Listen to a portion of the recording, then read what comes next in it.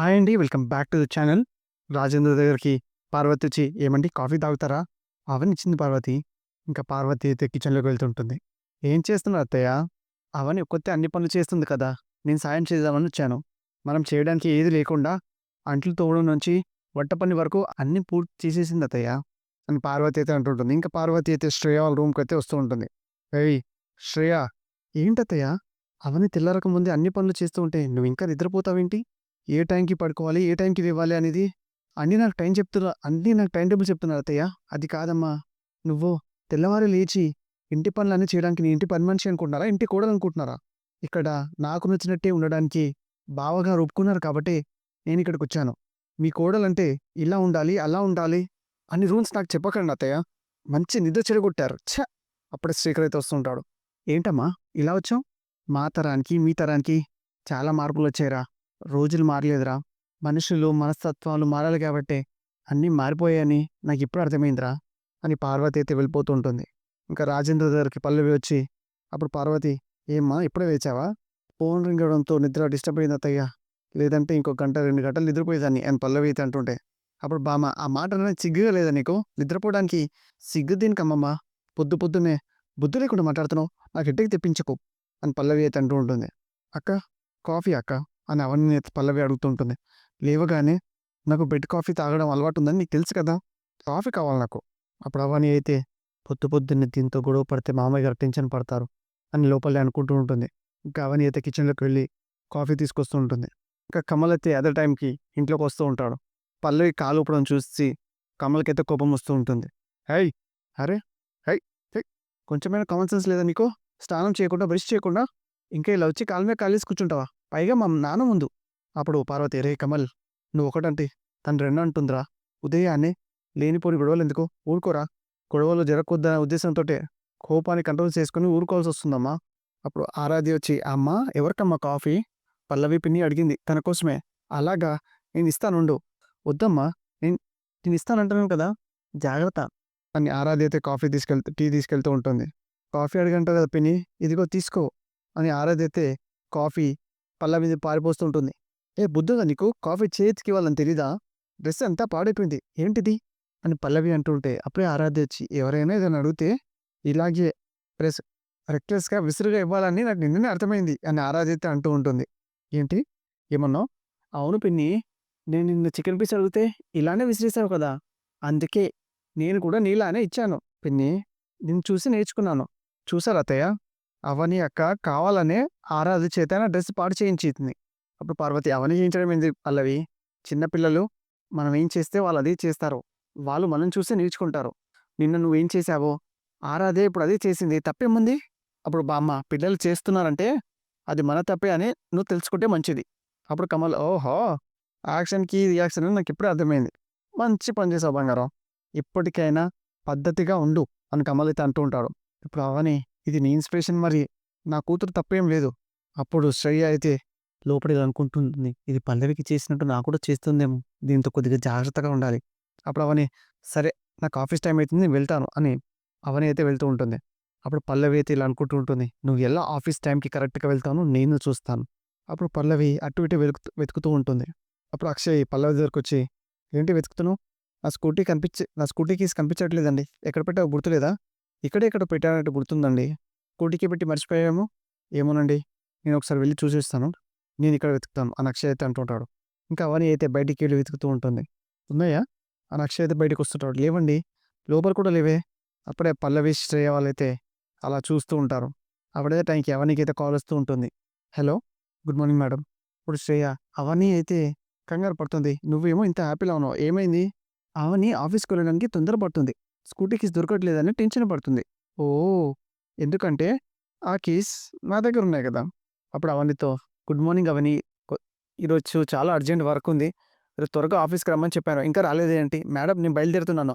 మ్యా ఆడిటర్ గారు నేను వెయిట్ చేస్తున్నాం. త్వరగా రా." "సరే మేడం. ఇప్పుడే వచ్చేస్తాను" అని నవ్వి అయితే కాల్ కట్ చేస్తూ ఉంటుంది. "ఆఫీస్‌కి త్వరగా వెళ్ళాలండి. ఎండీ గారు ఇంకా రాలేదని ఫోన్ చేస్తున్నారు. కీస్ వెతికుంచుతాను. ఏదైనా క్యాబో, ఆటో బుక్ చేసుకొని వెళ్ళు" అని అక్షయ్ అయితే అంటుంటాడు. అప్పుడు కమల్ వచ్చి, "ఏంటి వదిన టెన్షన్ పడుతున్నావేంటి? అర్జెంట్‌గా ఆఫీస్‌కి వెళ్ళాలి కన్నయ్య.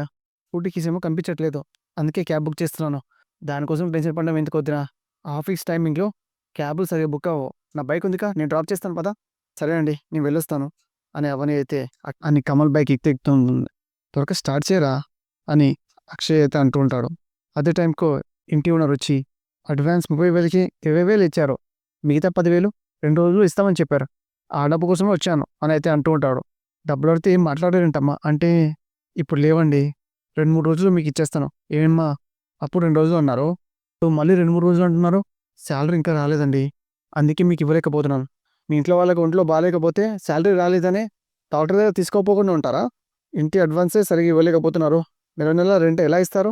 డబ్బులు ఇచ్చేవాళ్ళే కాదని మీకు ఇవ్వడం నేను చేసిన తప్పు. ఇది కరెక్ట్ పద్ధతి కాదు. ఇవ్వలేనంటే చెప్పండి. నేనే వేరే వాళ్ళకి ఇచ్చేస్తాను. మీరు 4 రోజుల్లో మీరు వేరే ఇల్లు చూసుకొని వెళ్ళిపోండి అని బెదిరిస్తుంటాడు. అలా అంటారేంటండి? చెప్పిన టైంకి ఇవ్వకపోవడం నా తప్పే.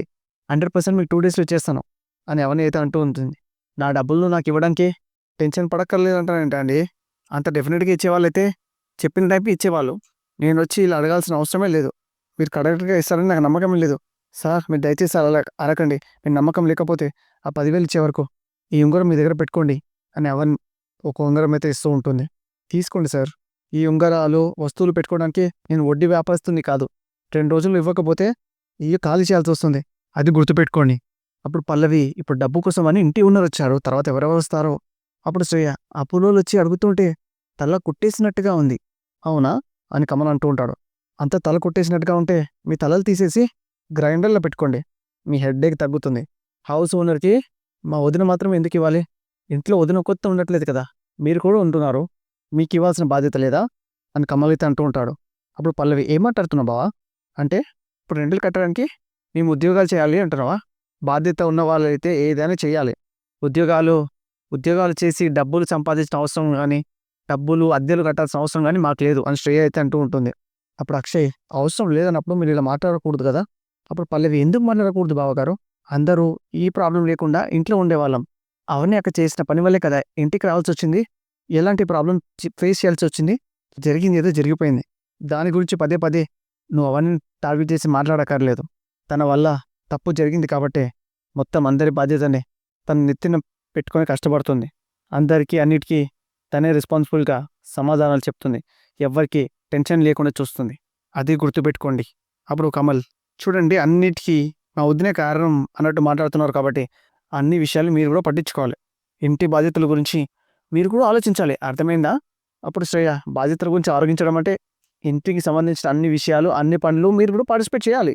బావా నువ్వు అప్పుడు కమల్ ఆపు నువ్వు ఇంకేం మాట్లాడుకో చెప్పింది చేయనంటే ఇంకా అవని కమల్ వాళ్ళైతే ఒక లాయర్ దగ్గరికి వెళ్తూ ఉంటారు.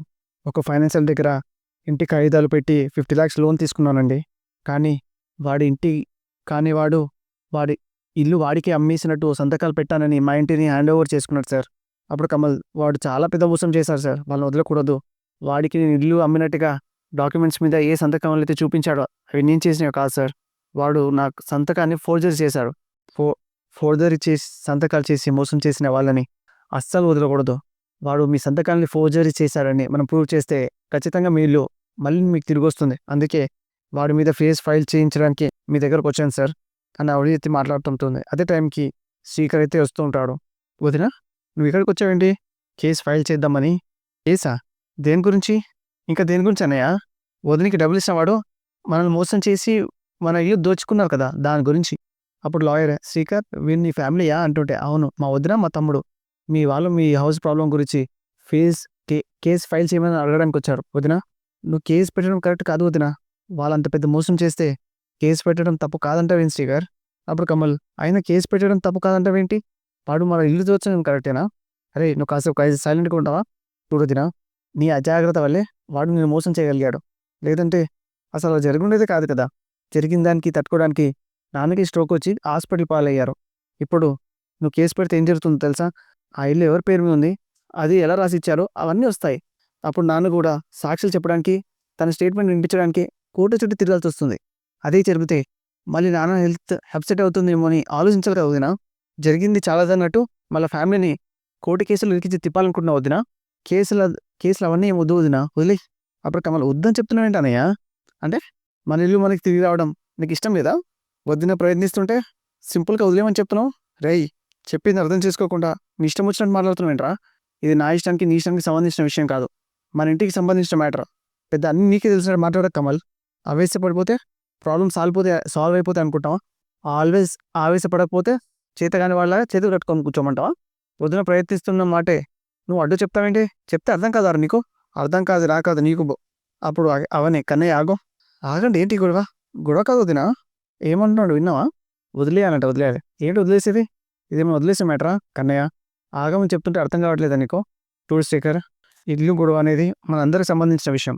ఒక దగ్గర కోసం ఆలోచించే దాన్ని అయితే నేను మీ అందరికీ ద్రోహం చేసిన దాని అవుతాను. అందుకే ఇంటి విషయాల్లో నేను ఊరుకునే ప్రసక్తి లేదు. నా ప్రయత్నం నేను చేస్తూనే ఉంటాను. పద కన్నయ్య అనే అవని అయితే కొంచెం వెళ్ళిపోతుంటుంది. ఇంకా చక్రధర్కి అయితే కాల్ వస్తూ ఉంటుంది. నమస్కారం లాయర్ గారు, మాకు మీతో పని ఉంటుంది కానీ మీకు మాతో ఏం పని ఉంటుంది? ఫోన్ చేశారండి? మీకు విషయం చెప్పాను సార్. చెప్పండి. ఈరోజు అవని నా దగ్గరకు వచ్చింది అని జరిగిన విషయం అంతా చెప్తూ ఉంటాడు. డబ్బు ఇచ్చిన ఫైనాన్సర్ ఫోర్జరీ సంతకాలతో మోసం చేశాడని, ఇల్లు తీసుకున్నాడని కేసు ఫైల్ చేయమని చెప్పడానికి వచ్చింది. అవునా? అవును సార్. తన మరిది శ్రీకర్ వద్దని చెప్పినా కూడా ఛాలెంజ్ చేసి మరీ వెళ్ళింది. అదే జరిగితే ఫైనాన్సర్ చేత ఫోర్జరీ చేయించింది మీరే కాబట్టి మీరు కూడా ప్రాబ్లంలో పడే అవకాశం ఉంది. అందుకే కొద్దిగా జాగ్రత్త ఉండమని చెప్పడానికి ఫోన్ చేశాం. ఓకే. ఇంకా అదే టైంకి పల్లవి అయితే ఇంట్లోకి వస్తూ ఉంటుంది. ఏంటి డాడీ అంత సీరియస్గా ఉన్నారు? ఏదైనా బిజినెస్ టెన్షనా?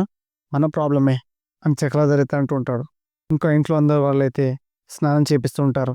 ఇంకా అవన్నీ అందరికీ డ్రెస్ తెచ్చి ఇస్తూ ఉంటుంది. ఇప్పుడు పల్లవి, నాకు ఈ కలర్ బాగాలేదు, అస్సలు నచ్చలేదు నాకు, ఇదేదో చీప్ క్వాలిటీలో ఉంది, డిజైన్ కూడా బాగాలేదు అని అవనైతే ఎత్తు అంటూ ఉంటారు. ఇంకా పూజ చేపిస్తూ పంతులు గారికి పల్లవి అయితే ఇలా అంటూ ఉంటుంది. ఇది ఇంటి చిన్న కోడలు తరపున ఇంకో కోడలుగా నేను పెట్టే లక్ష్మి.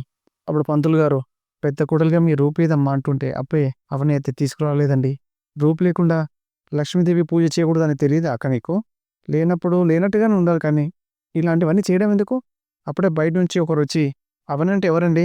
దివాళీ స్పెషల్ ఆఫర్ డ్రాలో మీకు రూపు లక్కీ డ్రాలు వచ్చిందండి అనగానే ఇంట్లో వాళ్ళంతా ఒక్కసారిగా హ్యాపీగా ఫీల్ అవుతుంటారు. కానీ అవని పల్లవి, అవని శ్రేయ వాళ్ళైతే షాక్ అవుతుంటారు. అప్పుడు బామ్మ ఇప్పటికైనా అర్థమైందా అని అంటూ ఉంటుంది.